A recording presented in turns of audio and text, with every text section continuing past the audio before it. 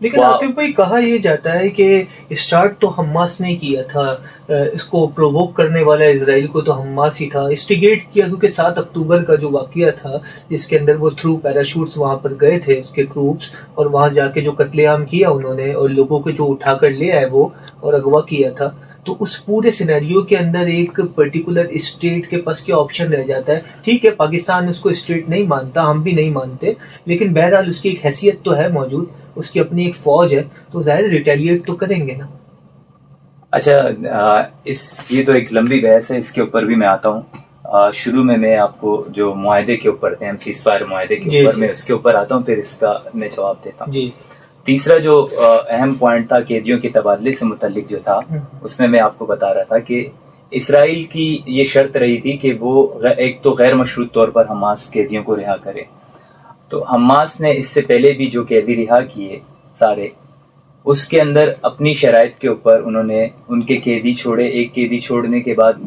15 قیدی یا 20 قیدی اور بسا 55 قیدی اپنے چھڑوائے۔ تو اس طرح سے انہوں نے جو پہلے مرحلے کے اندر 148 قیدی غالباً چھوڑے تھے، اور اس کے بدلے میں تقریباً 2000 کے قریب قیدی فلسطین کے جو مقبوضہ مغربی کنارے کے اور غزہ سے ان کا تعلق تھا ان کو چھڑوایا گیا۔ تو یہ بھی ایک بڑی کامیابی رہی تھی۔ اس کے بعد اب جو یہ معاہدہ پھر آگے کیوں نہیں چل پایا، اس کا جو ایک سٹیکنگ پوائنٹ مین یہی تھا کہ اسرائیل جو ہے پہلے مرحلے کی بات کر رہے ہیں نا، جب ریلیز کیا تھا، جو پہلے اس میں ہوا تھا، اس کے بعد دوبارہ ڈیڈ لاک آ گیا تھا، اور ہمیشہ ڈیڈ لاک اسی کے اوپر رہتا تھا کہ اسرائیل ان قیدیوں کو چھوڑنے پر تیار نہیں تھا، ان جو نام حماس کی طرف سے جاتے تھے وہ اس کے اندر رد و بدل کر دیتے تھے، تو اس کے اوپر ڈیڈ لاک رہا تھا، اور اب بالآخر ان ناموں کی فہرست دوبارہ اس کا تبادلہ ہوا ہے، اور بڑی حد تک حماس اس میں کامیاب رہی ہے۔ ابھی جو سیز فائر ہوا ہے اس کے اندر جو 2000 قیدی چھوڑے جائیں گے، اس کے اندر 250 وہ قیدی ہوں گے جنہیں اسرائیل عمر قید کی سزا سنا چکا ہے، ٹھیک ہے، جو کئی دہائیوں سے اسرائیلی جیلوں کے اندر پڑے ہوئے لوگ۔ اس کے اندر ایک مروان برغوثی بھی ہیں جو مقبوضہ بیت المقدس کے اندر، مقبوضہ مغربی کنارے کے اندر الفتح کے سیکرٹری جنرل رہے تھے۔ اچھا۔ اور مروان برغوثی وہ شخصیت ہیں کہ جو اس حماس کے اندر جتنے فکشنز ہیں،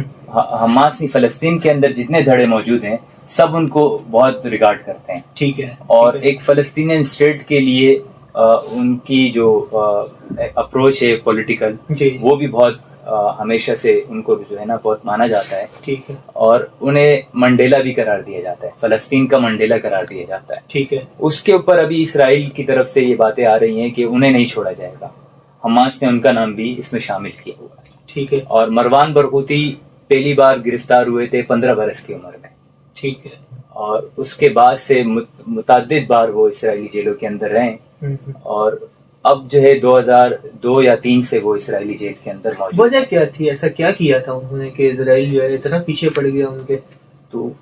اصل میں فلسطینیوں کا تو جو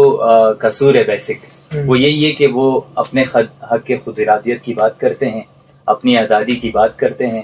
اور اسرائیلی قبضے کو وہ نہیں مانتے۔